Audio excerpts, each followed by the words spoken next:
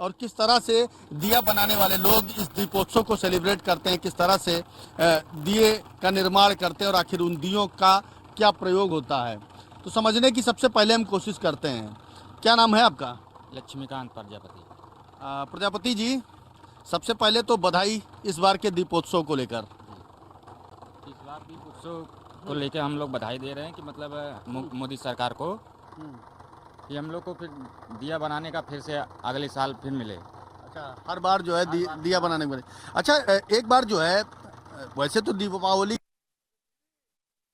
चला आ रहा है, कहते हैं जब भगवान राम ने अयोध्या में वापसी की थी तो उस वक्त दिए जगमगाए गए थे, लेकिन बीच में एक दौर ऐसा आया जब मोमबत्ती बहुत ज़्यादा लोग जला रहे थे, है ना, मोमबत्ती और अगरबत्ती, इसके अलावा चाइनीज़ तमाम सारी झालरों को लेकर के। लेकिन 2017 के बाद से अयोध्या में भव्य और दिव्य दीपोत्सव होने लगा। कितनी बदली है अयोध्या और कितनी बदली आपकी बस्ती, जहाँ सब मैं देख रहा हूँ यहाँ कुम्हार ही कुम्हार है। बहुत बदल गई है। अच्छा, कितने दिए बना लेते हो एक दिन में? एक दिन में 300 400 मतलब लगातार बनाएंगे तो 2 ढाई 1.5 तक का बना लेते हैं। 1,500 1,500 तक बना लेते हैं। और कितने दिए बनाते हो एक बार के इस दीपोत्सव में, कितने का टारगेट होता है? अरे इस मतलब हम लोग का जैसे एक आदमी, हम लोग यहाँ पर घर पर 40 लोग हैं, 40 लोग मिला के कम से कम एक आदमी बना के देगा तो जैसे अगर दो कारीगर रहेंगे तो लमसम 50,000 बना देंगे 10-15 दिन में। और 4 लोग रहेंगे तो कम से कम 1 लाख एक घर से चला जाता है। अच्छा, 1 लाख करके जाता है और उसी तरीके से टारगेट पूरा होता है। इस तरीके से टारगेट पूरा हो जाता है। अभी अच्छा, बताइए थोड़ा सा, ये दिया किस तरह से आप बनाते हैं? जैसे हम लोग मिट्टी बनाते हैं, मिट्टी खरीद के लाते हैं, उसके बाद में वहाँ पर आता है, हम लोग उसको चालते हैं, चलने से इसका कंकड़ निकालते हैं, कंकड़ निकाल के उसके बाद में फिर बनाने लायक कचर के मीन के उसके बाद में तब इस पर कीड़ा धनते तब जाके। देखिए बहुत बहुत जो है हम इसको छूते हैं, हल्का सा अगर इस तरीके से हम बनाते हैं, हर चीज़ अलग अलग तरीके से बनती चली जाती है। आखिर ये किस तरह से जो है ये कला आती है? क्या बचपन से ही? ये बचपन से ही है हम लोग का। हाँ। ये लोग हम लोग के मतलब पैदाइशी है, हम लोग का खानदानी है यही दिया बनाने का। तो ये लोग बचपन में ही खून के। सारे दिया मैं देख रहा हूँ एक ही साइज के हैं। हाँ, कैसे बनाते हैं, जरा एक बना के दिखाइए। अब एक साइज ये भाई बन जाता है, जैसे जितना ग्राम का चाहिए उतने ग्राम का साइज बन जाएगा। हाँ। और ये धागे से काटते हैं, क्या बोलते हैं इसे? इसे हम लोग छावनी बोलते हैं। अच्छा, छावनी बोलते हैं। हाँ। और इस मशीन को, चूंकि पहले तो हाथ से लोग जो है इस चाक को चलाते थे। पहले पत्थर वाला था। हाँ। अब जब से ये इलेक्ट्रॉनिक वाला मतलब ये निकल गया, योगी जी भी ने भी चकिया बांटे हैं। हाँ। चाक इस समय तो जितना हम हमारे घर में 40-50 गांव में सब लोग चाक पाए हैं योगी बाबा का। अच्छा, जब अयोध्या यानी फैजाबाद लोकसभा से लल्लू सिंह को शिकस्त मिली थी, अवधेश प्रसाद जीते थे, तो क्या लगता था कि इस बार की दीपोत्सव कुछ कमजोर होगा? कमजोर क्या कमजोर, उसकी तो उससे ज़्यादा भी है। अब उससे ज़्यादा 32 लाख दिया जल रहे हैं। तो उत्साह क्या रामलला के विराजमान होने का है? हाँ, रामलला के विराजमान होने का, इन्हीं के लिए। अच्छा, खर्चा वर्चा चल जाता है इससे आराम से? आप खाती दिवाली बेचते हैं तो दीपावली के बाद हम लोग मनाते हैं दिवाली। अच्छा, ये कई तरीके के दिए हैं, कुछ बड़े हैं कुछ छोटे हैं। क्या ये रामलला के मंदिर में अलग से दिया लगाए जाएंगे, राम की पड़ी पर अलग लगाए जाएंगे, हनुमानगढ़ी में अलग लगाए जाएंगे, कुछ इस तरह का है क्या? वहाँ पर आर्डर हुआ है 30 ग्राम से बड़ा नहीं रहे, न 30 ग्राम से छोटा रहे, तो 30 ग्राम का साइज हम लोग बना के देते हैं। जैसे उसी हिसाब से उसमें तेल भी आएगा। और राम जन्मभूमि पर रहता है उसका 40 ग्राम का रहता है, वो भी जाता है जन्मभूमि पे, तो उसमें थोड़ा बड़ा रहता है। तो कुल मिलाकर ये जो दिए हैं वो तरह तरह के दिए बनाए जा रहे हैं और लाखों दिए एक साथ जगमगाएंगे। एक बार फिर से अयोध्या में Guinness book of the world record में नाम रोशन होगा, अयोध्या का दर्ज होगा और आप लोग भी कहीं ना कहीं खुशहाल होंगे। हाँ, वो तो सही है ना, हम लोग भी खुशहाल रहेंगे, हमें मतलब पूरा अयोध्या खुशहाल रहेंगे। बस यही है कि मतलब ऐसे हम लोग को मिलता रहे जन्मभूमि, मतलब दिए राम। तो बिल्कुल देखिए, ये तमाम सारे दिए हैं और हर एक दिए को बनाने के पीछे का मकसद यही है कि इन दिए से दुनिया रोशन हो, हिंदुस्तान रोशन हो। अयोध्या में दिव्य दीपोत्सव की शुरुआत रथों से होती है। कहते हैं भगवान राम के जमाने में, यानी उनके जन्म के समय से लेकर लंका विजय कर और अयोध्या तक के तमाम सारे जीवंत दृश्यों को झांकी के माध्यम से दिखाया जाता है। और यही वजह है कि साल 2017 के बाद से लेकर 2024 तक रथों को निकालने की बड़ी परंपरा अयोध्या में शुरू हुई। एक दो नहीं बल्कि 17 तरीके के रथ बनाए जाते हैं और हर एक रथ पे उस झांकी का एक अपना मकसद होता है और झांकियों के माध्यम से देश और दुनिया को अयोध्या हर एक साल नया संदेश देती है। किसी रथ पर भगवान राम के जन्म के समय का दृश्य दिखाया जाता है, वहीं रावण वध के बारे में भी इन झांकियों के माध्यम से दिखाया जाता है। साकेत महाविद्यालय से लेकर टेढ़ी बाजार चौराहा, हनुमानगढ़ी, श्रृंगार हाट, तुलसी उद्यान चौक और इसके बाद सीधे राम कथा पास झांकी का समापन होता है और वही होता है भगवान रामलला का राज्याभिषेक। यानी मुख्यमंत्री योगी आदित्यनाथ भगवान राम का राज्याभिषेक करते हैं। भरत मिलाप की पूरी तैयारी होती है और तमाम सारे कारीगर इसको बनाने में जुटे हैं। हम समझते हैं, दादा क्या नाम है? सबसे पहले तो हम आप पूछें। सलीम। वाह, मोहम्मद सलीम जी। क्या बना रहे हैं? झांकी बन रही है। सलीम भाई, जी। सबसे पहले एक तो बड़ा तीखा सवाल पूछेंगे। जी, जी, मोहम्मद सलीम यानी मुसलमान जी, जी। और अयोध्या जैसी नगरी में आज रथ बना रहे हैं, कैसी अनुभूति हो रही, कैसा लग रहा अच्छा लग रहा है। है? बहुत अच्छा लग रहा क्या है। बना रहे हैं? झांकी बना रहे हैं, 11 हैं। 11 झांकी बन रही है। अच्छा, इन झांकियों में क्या क्या दिखाएंगे? झांकी में वो बता देंगे, बाकी जो दिखाएंगे। अच्छा, डॉक्टर साहब बैठे हैं, वो अभी आपको तो कुछ बताया। फिटिंग कर रहे हैं अभी।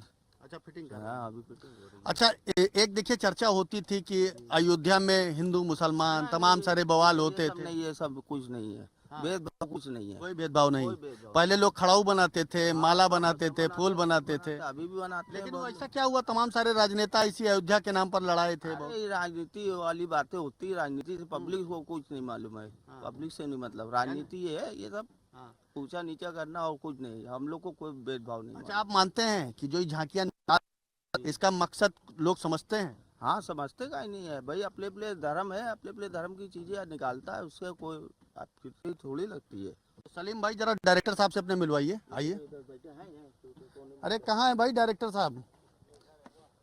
बुलाइए भाई, जरा डायरेक्टर साहब को बुलाइए, उनसे समझें कि आखिर क्या मकसद है और किस तरह से इन झांकियों को दिखाया जाना है।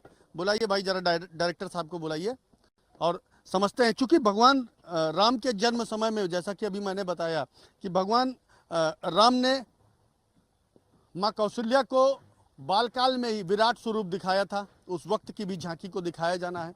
भगवान राम ने जब शिक्षा ग्रहण की, कई राक्षसों का संहार किया, उस वक्त की भी झांकी दिखाई जानी है। सीता स्वयंवर जिस वक्त हुआ, उस वक्त भी भगवान राम के उस दृश्य को दिखाया जाना है। डायरेक्टर हैं आप? क्या नाम है डायरेक्टर साहब? इमरान साहब। इमरान, वाह बहुत अच्छा। यानी आप भी मुसलमान हैं? जी, रामायण के दृश्यों को दिखाने की तैयारी है? बिल्कुल। क्या क्या दिखाएंगे? अभी इसमें जो बनेगा आइटम वो दिखाया जाएगा। कुछ सोचे होंगे। ये हमको नहीं पता है क्या लिखा है। जो है डिजाइन पे देख लो, डिजाइन पे करवा, उसको जो है बोलो। अच्छा, डिजाइन पर, डिजाइन के हिसाब से आपको मिला है? हाँ। अच्छा, कुछ भावना भी तो बनती होगी जब आप डिजाइन देखते होंगे, तो जहन में कुछ तो आता होगा ना कि आखिर क्या हम बना रहे हैं। पढ़ा लिखा नहीं हूँ, समझे? तब तो और ज्यादा भावना होनी हाँ, चाहिए। बस वही भावना है। हमको ये नहीं मालूम है ये धारी क्या है, ये धारी क्या है। हाँ। ये हमको नहीं पता। अच्छा, यानी कुल मिलाकर हमको के जो है कला का काम का जो है हमको बता दो, वो काम कर देंगे। अच्छा, मुसलमान हो करके भगवान राम के जमाने की चीजों को बनाने का मौका मिल रहा है, लग कैसा रहा, महसूस कैसा नहीं, हो रहा? हमको महसूस लगता है। हम करते चले आए, आज से थोड़ी ना। हमको हो गए 50 साल 40 साल हाँ। काम करते हुए। अच्छा, तो ऐशबाग रामलीला है। ऐशबाग लखनऊ की रामलीला। हाँ, वहाँ का रावण हम ही बनाते थे।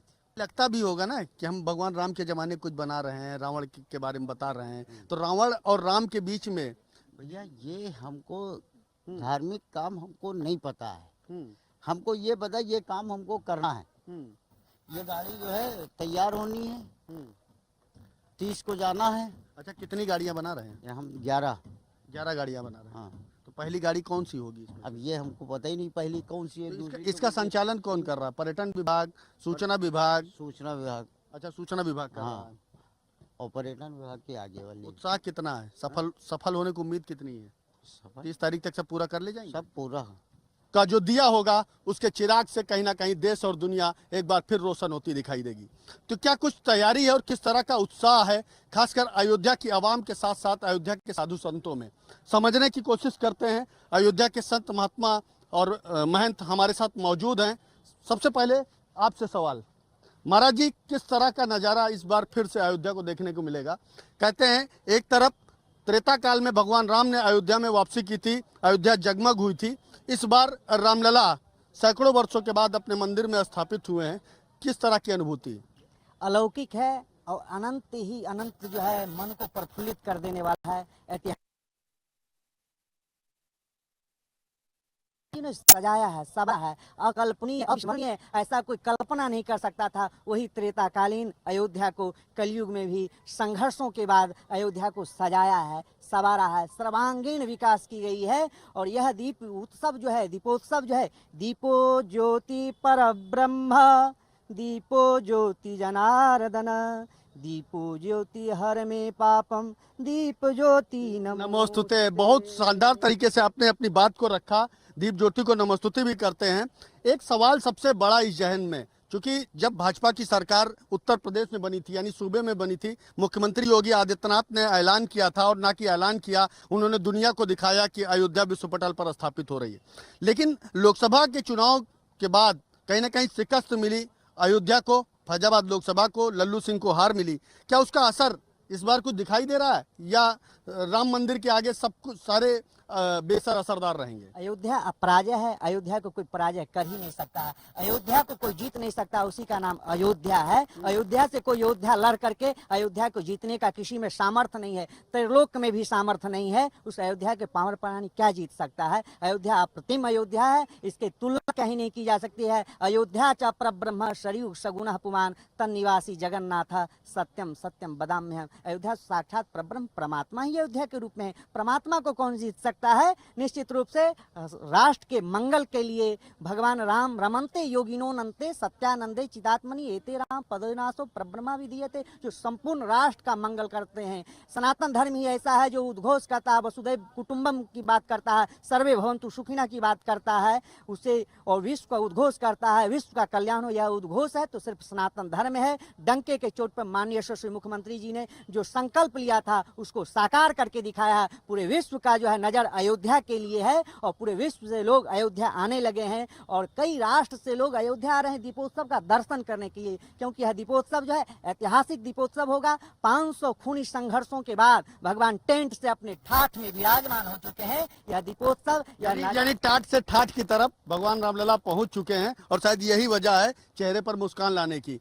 क्या महाराज जी वाकई इस बार के दीपोत्सव का चिराग रोशन करता दिखाई देगा अयोध्या को और हिंदुस्तान यानी दुनिया को? बिल्कुल, अयोध्या का प्रकाश पूरे विश्व में जाएगा, और इसकी चमक सभी के अंदर से जो अंधकार है उसको निकालकर सभी को प्रकाश की तरफ ले जाएगा। रावण की प्रवृत्ति को मारकर राम का अभ्युदय करेगा। राम का फिर उद्गार हुआ है। भव्य राम मंदिर में प्रभु श्री रामलला विराजमान हुए हैं। यह कोई दीपोत्सव सामान्य नहीं है। इस बार का दीपोत्सव भव्य है, दिव्य है, अलौकिक है, अकल्पनीय है, अद्भुत है, अद्वितीय है, और जिसकी कल्पना नहीं की जा सकती है, और जो कभी किसी शास्त्रों में वर्णन नहीं हुआ था ना, वो हुआ है 2024 22 जनवरी 2024 को, जब प्रभु श्री रामलला हिंदू समाज के सतत संकल्पों के फलस्वरूप राम मंदिर में विराजमान हुए हैं। और ये सत्य संकल्पों पर आधारित साक्ष्य के रूप में अयोध्या में दीपोत्सव जगमगाने जा रहा है, और पूरा विश्व अयोध्या की तरफ देख रहा है। और एक ऐसा दीपोत्सव इस बार होने जा रहा है जो मैं मानता हूं कि इस बार माननीय मुख्यमंत्री आदित्यनाथ योगी जी के नेतृत्व में नहीं, माननीय प्रधानमंत्री श्री नरेंद्र मोदी जी के नेतृत्व में नहीं,